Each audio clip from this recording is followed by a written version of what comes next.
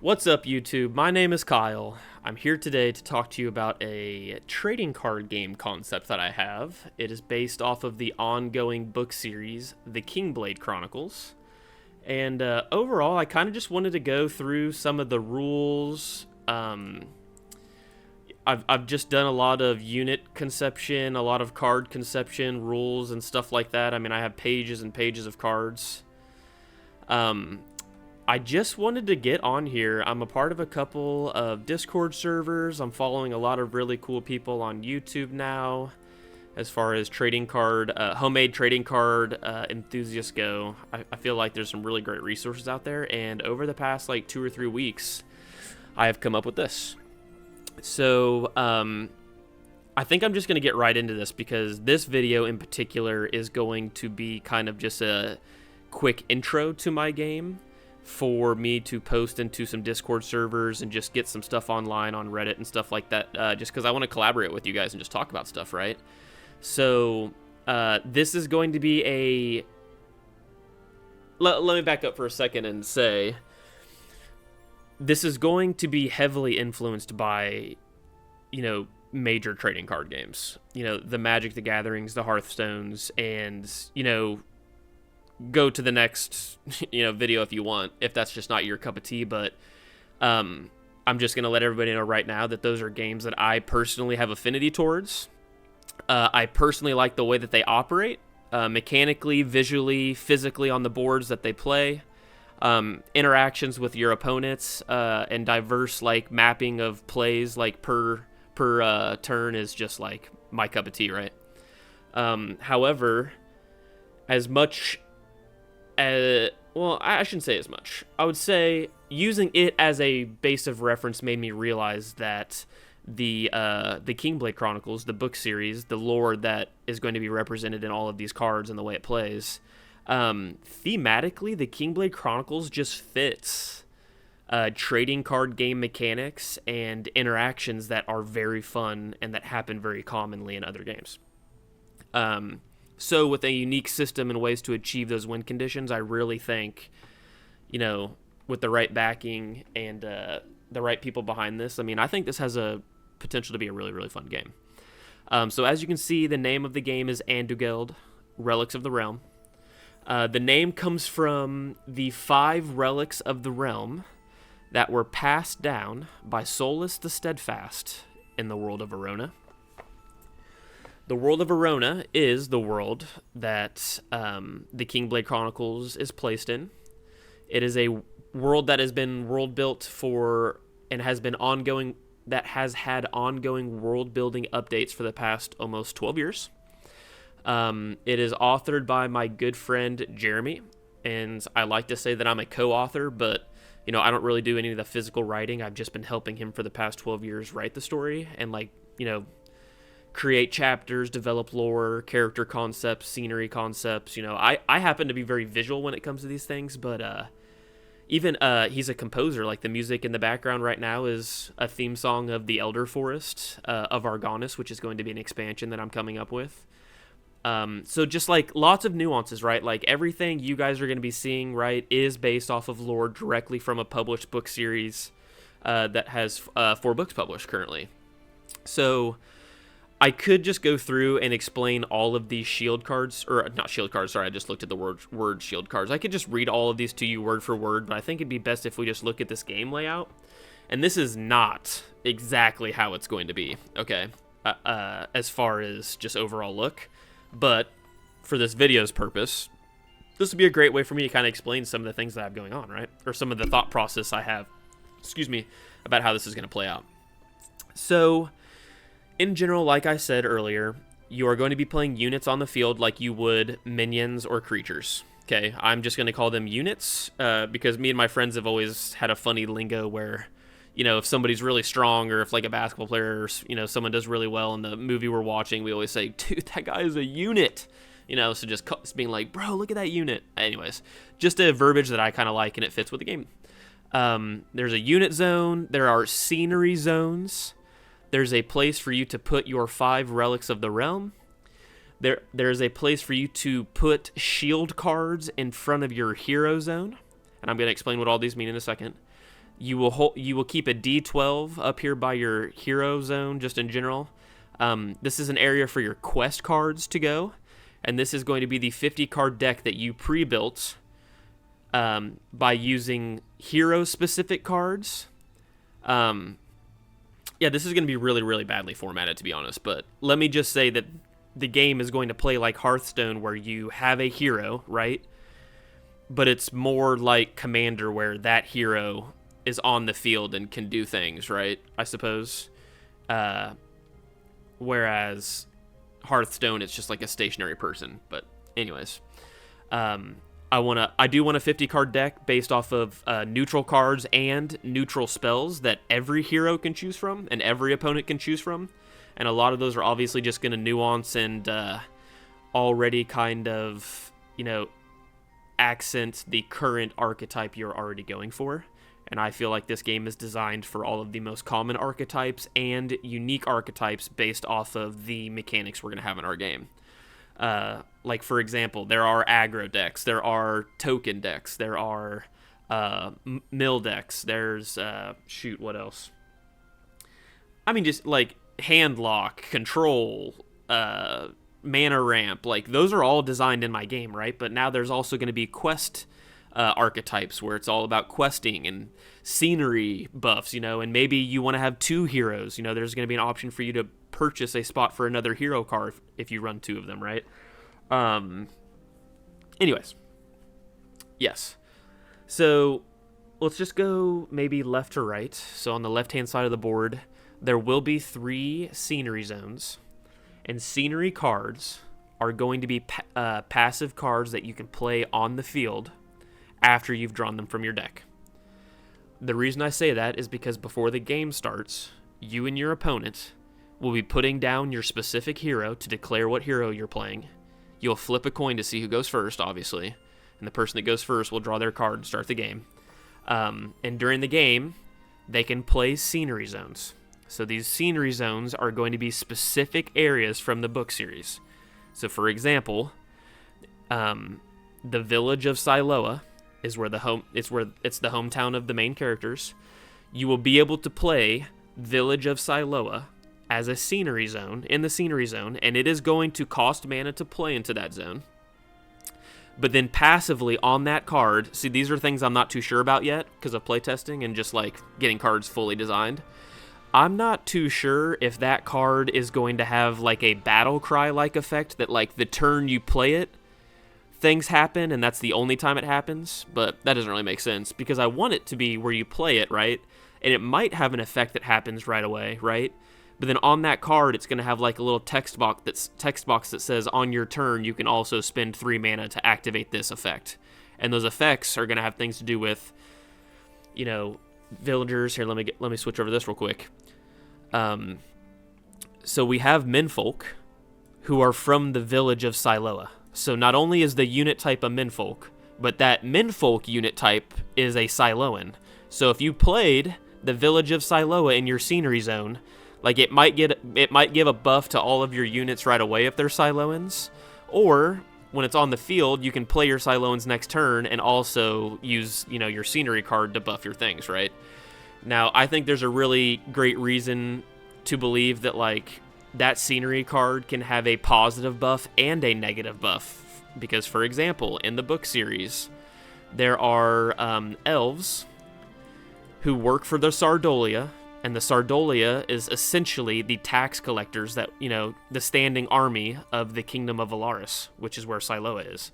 And the menfolk are just getting ravaged by taxes. Like, the elves love to come and tax them, right? So you can imagine the plains of Agleri. No, I'm sorry. Let's go back to the village of Siloa. The village of Siloa would probably have a positive buff, and would be a choose one. You choose to use the positive buff on your own units, or for the same mana cost, you can choose to use the negative effect, and it might straight up counter a deck that's being played against you. Because I would imagine a Sardolia deck is going to be a deck. You know what I'm getting at? So I like the fact that the scenery zones can potentially have both a good bonus and a nerf, or a buff bonus and a nerf bonus, right? Because then you could really choose. But anyways, the reason there's 3 slots is because it is a win condition in my game to, when you fill scenery zones, they stay permanently unless they're destroyed, obviously, right? But you can run up to 2 copies. Man, there's a lot of information that's being brought up right now. If anybody has an actual template of how they organize their game rules, I would totally take a look at it, because whatever. Is there something I could say before? You know, maybe this is going to be a long video, guys, like I told you, sorry, but maybe it is just best to kind of go through this like one by one. So the D12 right up here at the top right is a actual D12 dice, and you'll start on turn 1, it'll be on 1, and every turn you will turn it a notch. That is going to represent your mana, okay? And the max mana is going to be 12 mana. We might call it something different, but for right now, mana is a very comfortable word for me to understand and just kind of deck build with and kind of balance cards with. So I'm going to be using mana for the foreseeable future unless I find out it's copyrighted or something, okay? Also in the top right, I mentioned shield cards. So this is an area that's designated to place 3 shield cards, and these are just cards directly from the top of your deck. They are placed face down, so you don't know what cards are your shield cards. And those cards will be protecting your standing hero, which it's a goal for your opponent to kill your hero. Right? So when your hero takes damage, shield cards will absorb damage first, and as they absorb damage, you will draw them to your hand. Okay? It is essentially like prize card mechanic, but it's more of a balancing mechanic to help people who are really far ahead not chip away at you so dramatically. Still going to be chipping away at you, because 3 is not going to be that much towards late game, but, you know. I kind of like the idea of when your turn starts, if your shield cards are 0, it won't cost anything for you to take 3 cards from the top of your deck and reload your shield. Now, that will have to be play tested. There's a couple reasons why people may not reload their shield cards, and there's reasons why they might want shield cards up at all times. And I will explain that later. But in general, it is a mechanic in this game to block your hero with shield cards, but they're your own cards. And when your shield takes damage, you will draw them to your hand and be able to use them next turn. There will also be units that buff your shield cards, meaning they will add a permanent slot so that when it's time for you to refill, you can fill it up with 4. There will also be enemy units that take away shield cards so that you can only refill max 2.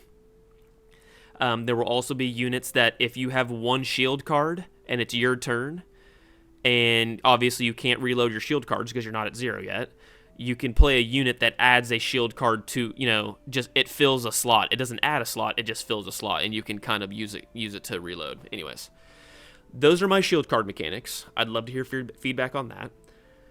Unit zone is obviously just the area you play your creatures or minions. You can slide cards that buff them underneath them. You can turn them however way you want. That's comfortable. Like, I don't really have rules about that right now. I also don't have rules about max units, so if you wanted to swarm with 100 tokens, that's fine. But in this game, units will stay damaged. So it is not like Magic the Gathering, where you have to be this tall to kill this monster, right? And at the end of the turn, it just refills back up, essentially. It's like all or nothing. I personally like the idea of paying attention to health totals and like healing creatures specifically to health thresholds or things like that a lot. I like that kind of mechanic a lot, so I really want to try to make it work. That might mean a lot of dice is needed in my game, but aesthetically thinking about the board, I highly doubt I'm going to let that become an eyesore. Like, if anything, it's going to add a nice looking nuance to the game. Like, colored dice, themed dice, like, it will feel like a mechanic. It won't feel like I have to do this just to make sure I keep track, right? But anyways, I might be saying but anyways a lot. Unit zones, permanent spell area, bottom middle, like this. I don't think there's going to be a ton of permanent spells, and if they are, it's like scenery zones or cards that you can just slide right up underneath your units to just remind you that you have, buffs or nerfs to them. But I'm also thinking about, I'm also thinking about this quest card slot right here is different than potentially making Saga-like cards for my game. Because in the Kingblade Chronicles, I mean, the whole thing is high fantasy about questing, right? Like, it's all about going on adventures and talking to people who have done amazing things, and there's real history and there's real lore.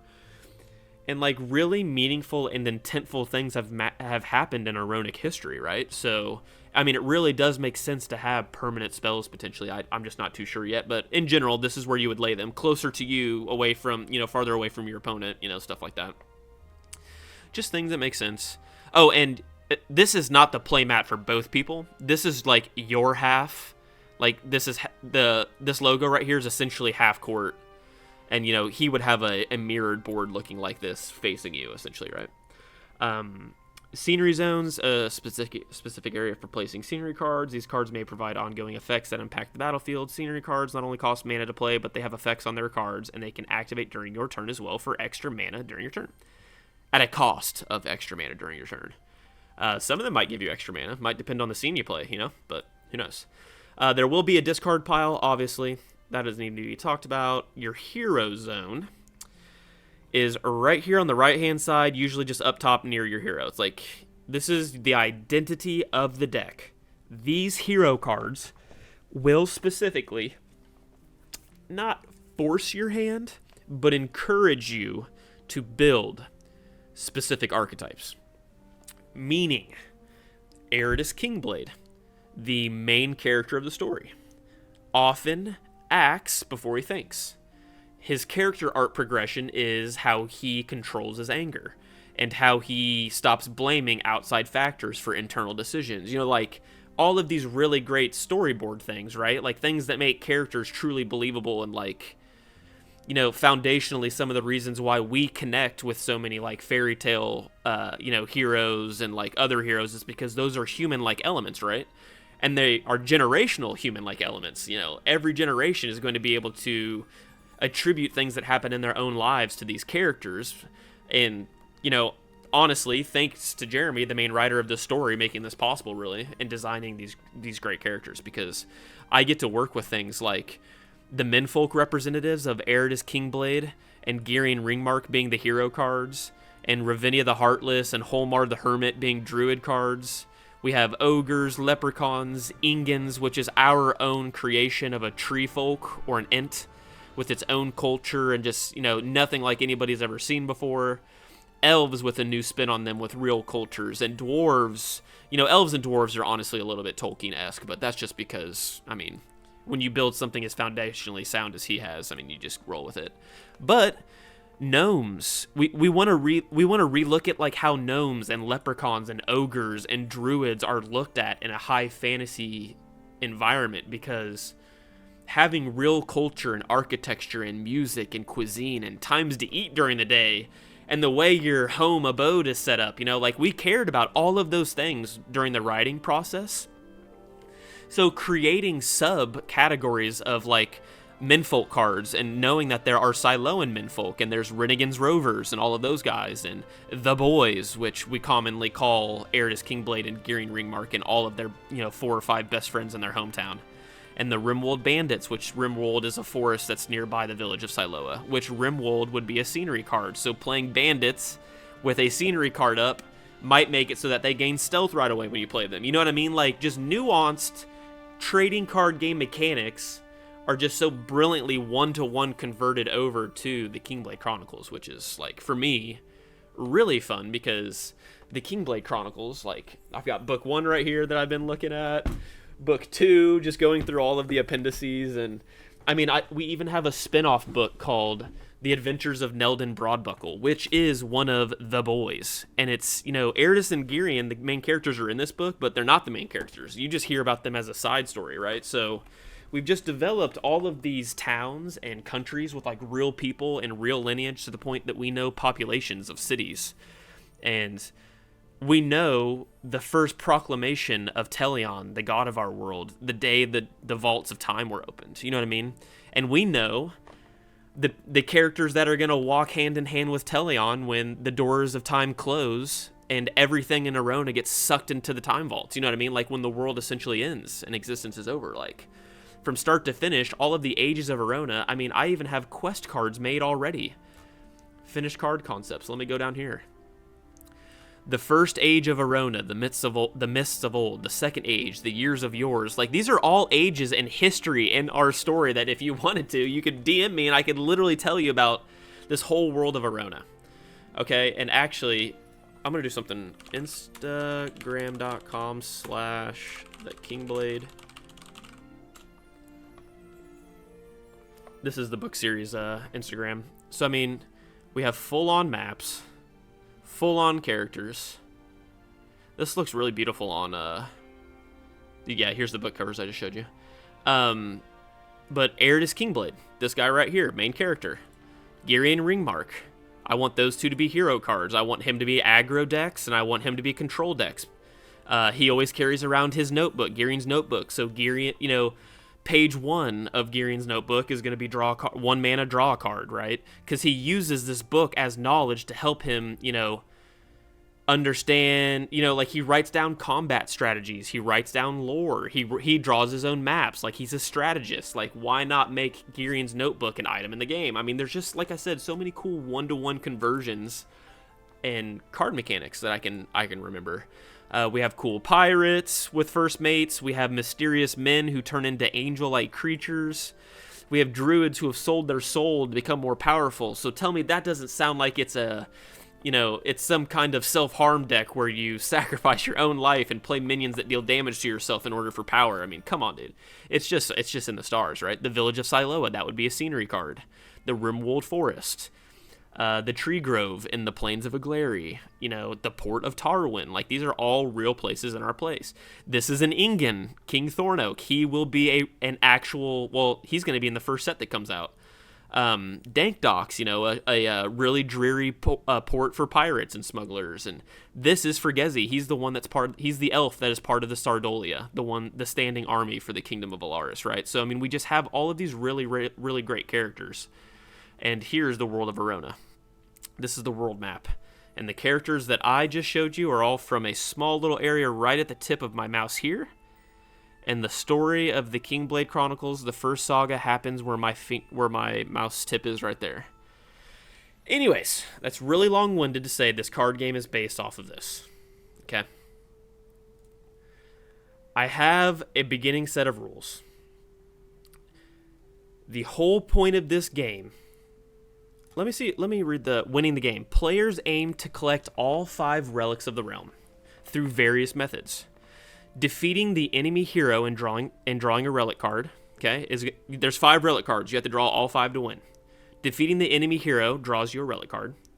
Reaching the maximum mana threshold, which is just 12 mana, draws you a relic card. Completing a quest line or sequence of cards, which will be predetermined, like they will have text that say step 1 of 9 or whatever, right? Will earn you a relic or multiple, depending on how long the quest line is and how much mana it took, right? Like, those are all things that are going to be taken into consideration. If you control 3 unique scenery cards, you will achieve Scenic Mastery and earn a relic. And when your opponent runs out of cards, either by you playing units that make them draw cards and waste them, or if they run out of cards in their own volition, which, remember, I said you can use your own cards to shield yourself. There will be a lot of card draw mechanics in general. These games, because you have to collect 5 relics, naturally are going to take a little bit longer than most. Well, I said a lot longer, but to be honest, I'm hoping the games are like 10 to 12 minutes. And it's not because everybody has to take forever to make their plays. It's because people are sitting there, both players at the same time, looking at their cards being like, okay, he's got like 10 cards left. I'm going to get a relic in 10 cards. That means... or I know his deck, this aggro deck, I know he burns through his cards quick, so if I can just set up a strategy where if I protect myself, maybe if I just do a quest while he's wasting all of his stuff, you know, like, I feel like there's really cool ways to think about things when milling your opponent. It doesn't lose you the game. You do not lose the game when you mill yourself. Do I have an area where I draw? Okay, perfect. Let's go over all this. These are the ways to win the game. One way to win, multiple ways to achieve it. The way to win the game is to collect the 5 relics of the realm. Okay? That is the Sky Cloak, the Fire Staff, the Sea Chalice, the Earth Tome, and why can I not think of the other one? I literally can't think of the other one right now. Anyways, those are the 5 items that Teleon, the god of this world, gave to Solus the Steadfast, his chief agent, the one that he sent to watch over the physical world of Arona. And that Solus had 5 sons, and he gifted each son one of those relics. And with those relics, those sons spread out and, pretty much just covered the world and protected it, right? And those sons, like, each had their hand in creating the races of the world. Like, the one who got the Sea Chalice of knowledge and stuff like that created menfolk and created elves. And the Skycloak, the agile one, created gnomes and leprechauns because they're very spry people. And in their actual real worlds, they're very nimble and they're very quick and they work with their hands. And the Fire Staff, the Man of Strength, he was the one that was in charge of creating the ogres and the dwarves, the ones that work with hands, and the yetis and the trolls. I mean, like, there are so many races. I call them races in our series, or in this context, but they're called Barada and the Kingblade Chronicles. But we've created so many really cool archetypes naturally without ever thinking it would be a trading card game. And I'll tell you what, man, this is my attempt at it. Okay. So, one way to draw a relic card is by defeating the enemy hero. So that means lowering the opponent's hero card to 0 health, and they will flip it over. It can no longer be used in this game unless they recast it for its original cost, which at a base, I'm pretty sure all hero cards are going to be 5 mana. So it'll be 6 mana to reactivate it the first time, 7 mana to reactivate it the second time, because it might be somebody's strategy just to kill your hero 5 times. So you just have to be ready for that. The thing is you can choose not to flip your hero card over for the rest of the game. As soon as they kill it once, you may just deny them the chance to do it again, because there are other ways for them to win, right? And it's probably not smart to single target or single focus your win strat. But I'll just keep reading. Sorry, I'm going to get way out of hand. I have ADD so bad, so I can't wait. Like, you guys in the comments are really going to be the reason I get through stuff like this, because I just need to answer one question at a time, or I'll just talk about things for hours. Lowering the opponent's hero card to 0 health can be done by the units on your side, obviously, just like in Hearthstone. I mean, just like in most TCG games that have a fighting mechanic, right? Or dealing direct damage with spells in your hand. And it also should not be frowned upon to lose health for your own hero, because there are healing cards as well. So like I said earlier, there are cards that deal damage to your own hero in order to even play them or to gain 1+1 or 2 health, blah, blah, blah. And, that can be abused. If you start dealing a lot of damage to yourself, I mean, your opponent's going to, just capitalize on that, or you're just going to kill your own hero, and then you have to give up a relic, right? I think the hero... I do just want the hero health to be a D20. Just 20 health. The only caveat is I don't want... And I think I actually misspoke earlier about this. The hero zone where your hero card is... I do not want your hero to be able to physically attack. Meaning... if you have no units on your side of the board, and it is your turn to play, and you can't do anything, but your hero card is flipped face up, you are not going to be able to attack with it. So that means... what that means is, I want the hero card, for example, to be a 5 mana, 1 attack, 20 health, as a standard, okay? That means every time your hero is attacked, it will deal 1 single damage. But obviously it will take the health damage, okay? However, it has 1 attack, just like other units in the game, but I do not want you to physically be able to declare, I want my hero to attack with 1 to anything. It is a sponge only, and it is to help activate cards you have, or because it's almost kind of like Hearthstone as well, where the hero card itself and the scenery card, honestly, the scenery and the hero cards and certain unit types too in the game are going to have a little passive mana thing on it. So yes, it costs mana to play, and it can be on your field for 5 turns, right? And as long as it's alive on your turn, if it has like mana on it, you can tap. Well, I'm just now learning that tap is a bad thing to say, and I've never used tap until I started doing research on card games. So you can tap. I'll say tap. I know it's copyright, right? Like, I'm not gonna use tap when I actually play the game, but you can tap your hero and scenery, or your unit if it has an effect on it that costs mana to use. Okay, because there's gonna be a lot of cards that as soon as you play it, it does its effect, and the only time you're looking at that card now is its attack and health. Like, it doesn't have an effect that continues, right? But I do want your hero zone to have 2 passive effects. Number 1 is going to be archetype affirming, meaning Aird's Kingblade being a hothead, I want him to give act for, or the spell could be called act first, think later, or something like that, right? Something nuanced like that, or just simply like rage, which I think rage is actually a keyword, so I don't think I can use rage, but for, 2 to 4 mana, depending on what it comes out to be when I balance it, right? On your turn, if you want to use 2 mana, you can use that hero ability to give a unit on your side of the field rage, which means when that unit attacks going forward, it will always gain 1 attack, which thematically makes sense for Erdis. Like, he's always attacking and encouraging things around him to attack, right? So, why does it do that? Where was I going with that? See what happens is I start thinking about the game, and I like actually have a board in front of me and I see things happening. Oh, it has 2 hero abilities, right? So the first one is going to be archetype affirming, and the second one is going to be the same for every hero. And the second one is also going to be 2 mana, draw a card. Just simply draw a card.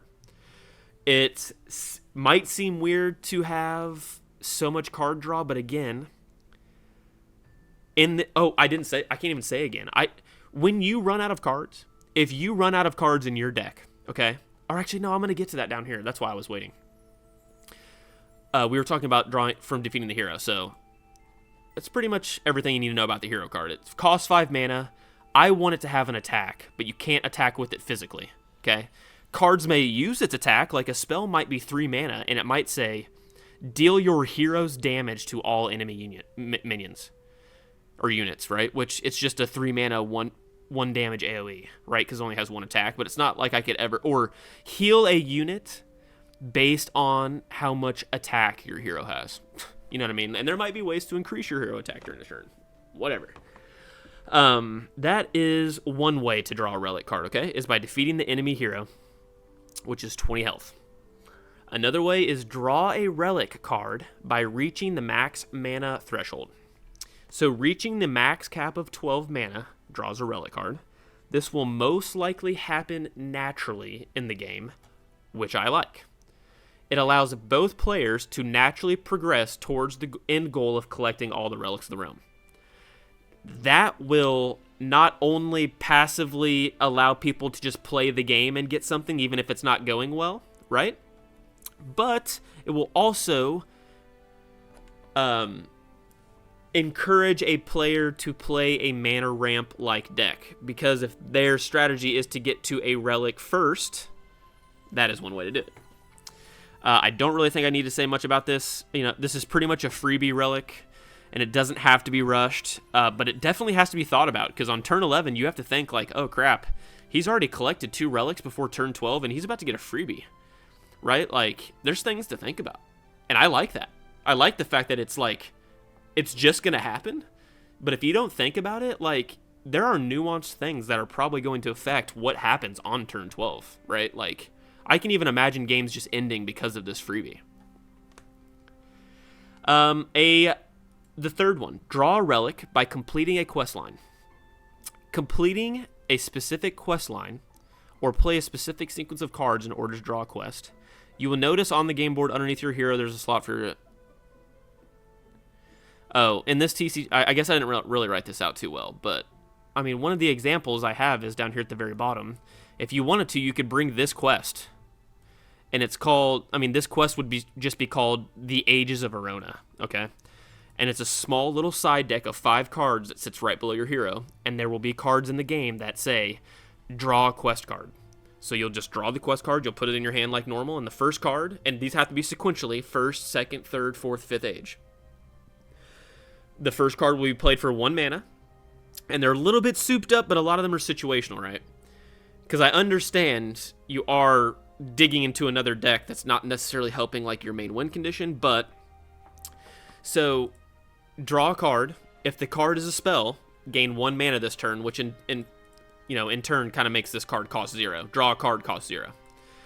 Okay, and then when that's done, it just the first Age of Arona card just goes to the discard pile, right? So now you only have 4 cards in your quest. So now you're playing the game, and you get another card that says, when you play this on the field, deal 2 damage to an enemy unit. If it kills that unit, draw a quest card. Perfect. My second quest card, I still have 2 mana left this turn, so I might as well play it, right? So for 2 mana, I'm going to draw 2 cards. If one of those 2 cards is a scenery card, I can show my opponent, and I'll draw 2 more cards, right? So you can read it yourself. At the very end, for 5 mana, you draw 5 cards and 1 relic card. Relic cards are not going to have any text on them. They are just going to be essentially like points, like gain a point, right? But thematically. And hey, you guys might convince me that they need to be cards, right? Like when you draw a relic card, maybe if you want to, you can cash it in for more card draw. Or you can cash it in to prevent your opponent from drawing one of their relic cards, right? I don't know. But anyways, that is a quest card. And I have lots of other quests, like the different phases of the moon. Aereth, the moon, or the moon in our series is called Aereth. Like when they look up at the moon in the sky, they go, what time is it? And someone will say, oh, it's the hour of Rialta. Like, oh, it's the dawn of Aereth. Oh, it's about to turn to morning. It's Aereth Lament. It's almost the call of Marda. Marda is the sun. So I thought, how cool would it be if you had quest lines to play Aereth the Moon? So the first card is called Dawn of Aereth. The second one's Aereth's Tale, Scepter of Aereth, Hour of Rialta, Palace of Aereth, Aereth's Lament. And then once all of those are drawn, this last one probably says, as you play this, draw Aereth the Moon. And when you play Aereth the Moon, which not only might be a quest card, but it might also be a scenery. You know what I mean? I just... So cool. And this is definitely going to be one. The timeline of important events in Valaris history. Like, when you go back and look at Aronic lore masters at the scrolls, they have these 9 scrolls about how Valaris, the kingdom that our main characters live in now, how it was formed. So, like, the landing of the 9 ships, the Second Elven Wave, the Wrath of Randabar, the freedom of Valaris, the death of Sigardi, the arrival of the Druids. Like, thematically, you can just think of so many cool effects these cards can have. And that's a 9-step quest, right? So, like, why would you not get 3 relics at the end of it, right? Like, you play these 3, and you get 1. You play these 3, you get 2. You play these 3, you get the 3rd one. You know what I mean? Like, so cool. To me. So, finishing a quest line, which could be straight up being an archetype, like you could be a questy deck, that will draw you a card. So draw a relic by becoming a Scenic Master. I already told you, as far as the rules go, if you, throughout the game, are able to play 3 permanent, so, like, the only way this comes off the field is if your opponent is literally playing a card that says, destroy an opponent's scenery zone. And when you run out of cards, like, whenever your deck runs out of cards, you gather your hand and your discard pile, and everything that's on the board stays. So if you have 3 scenery zones on your board, you'll reshuffle your deck and just redraw again, like, and the game keeps going. So anytime I was about to say that next, actually, I think. Like, you guys already know Scenic Master. If you play 3 of them, control 3 unique scenery cards on the battlefield to obtain Scenic Mastery. Scenic cards are treated like legendary cards. And actually, I did say this at first. I only wanted 1 copy of these, but I don't like that. I said I can see a world where these are not legendary cards and you can play 2 copies of the same landscape for an extra bonus. But anyways. Milling your opponent. This is the one that I think has a bunch of nuanced things about it, right? So when you mill the opponent, they either do it to themselves or you created the dynamic where they ran out of cards quickly, okay? This usually means you lose the game. Like in Hearthstone, every time you go back to redraw another card from your deck, when there is no card there, you take incremental damage higher and higher. So the first time you try to draw a card that's not there, it's 1 damage. The second time is 2 damage. If your opponent on his turn says, make your opponent draw 2 cards, well, you just now take 3 damage and then 4 damage. So that's 7 damage in 2 cards, right? So incrementally it goes up. And then in Magic, I'm pretty sure when you run out of cards, you just lose. I didn't like that. Because there are strategies where people play cards that make you draw your deck and then you just discard your whole hand. And you don't even get to play the game. Like, why did I even take the time to create this deck and come up with strategies and put real manpower into this, right? So, when you do run out of cards in this game, you gather your hand, you gather your discard pile, you shuffle them all back together, and you redraw 5 cards. And guess what? That super punished the guy who has 20 cards in his hand. The dude that is just... Because there's no max hand size in this. Well, I say right here, things I'm not too sure about. I was talking with my buddy. We were just talking about, things I'm not too sure about in general. But I don't think we should be a max hand size. So, and I think there's quite a bit of card draw in this game, which I don't mind. Because one of the things is like, you don't want to abuse it because you're putting yourself closer to giving your opponent a relic, right? Like, yeah, you're seeing a lot of your own resources, right? And that usually wins you the game, right? But if you happen to not hit, and you somehow run out of cards, and you had 25 cards in your hand, you have to shuffle all of that back together with your discard pile, and redraw an opening hand of 5 cards. So, I really think it's cool that, like, when you run out of cards, you'll just it just feels so bad not to be able to play your cards.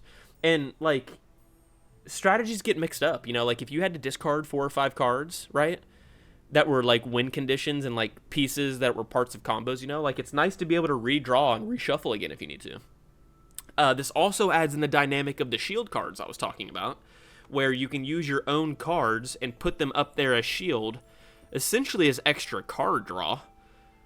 It stops one mechanic, it stops your opponent from getting a relic one way, right? But it's also putting you at risk another way. So I love the duality and the thought process that's going to have to go behind. Like, you're really going to have to look at and be like, okay, we're getting down to the nitty gritty. He's going to win in 2 or 3 turns, and I'm going to win in 2 or 3 turns. I have 10 cards left. So this upcoming turn, I'm going to be able to play 3 shield cards. And then I'm going to be able to draw 3 times. And I have this card in my hand that draws 2 cards. That's going to be the perfect amount of cards in my deck. And I know he has 4 damage. I have 3 health, and he has 4 damage on board, so I can take that I can take that hit if I put my shield cards up there. I love it. I love the dynamic. I love the thought process. I guess the thing that I'm thinking about is the first expansion that I want to do will be 2 subsets. So I want to introduce Erdis and Girion, and Ravinia and Thornoak. I want to be able to present their hero cards. And so, for example, Erdis, aggro, he's an aggro style deck, so like a lot of his cards are gain 1 attack when it attacks. This one can attack right away. The excess damage is dealt somewhere else. This one deals 1 damage to itself to be able to attack right away. This one deals 1 damage to a unit when it's played. So it's like a lot of he's inducing a lot of like aggro style things, right? And what I thought I had, here's Ravinia. I guess I can show you Ravinia real quick too. Deal 2 damage to your hero for this card to gain 2 attack. Deal 2 damage to your hero to gain 2 attack, or to give 2 attack or 2 health to a unit of your choice. So a lot of self harm, which is going to have to be play tested, because I have a feeling this is obviously just going to be ridiculously strong, considering you don't have to flip your hero card back over, right? Like, if you kill your own hero card and give your opponent a relic, you probably won't ever flip your card back over. Unless the cards that say deal 2 damage to your hero require your hero to be alive. I just thought of that right now. Anyways, honestly, I'm not flustered. I've talked about this a lot. I think you guys kind of understand where I'm coming from when I'm bringing up a bunch of these things, and I really hope this brings a little bit of traction, or at least some thought-provoking questions from the community and stuff like that. please reach out with any kind of questions. Please visit thekingblade.chronicles.com or at thekingblade.chronicles.com or at thekingblade.chronicles on Instagram like this. Drop a follow and check it out. I'm not hyper, what's it called? I'm not on it a whole bunch, but I run some of the social media stuff, and I'd love to talk with you guys. But I appreciate you guys. Thank you so much for tuning in. Check out my other videos on the YouTube. Drop a subscribe. Let's I really want to go through with this. I really want to see this succeed. So take care, everyone.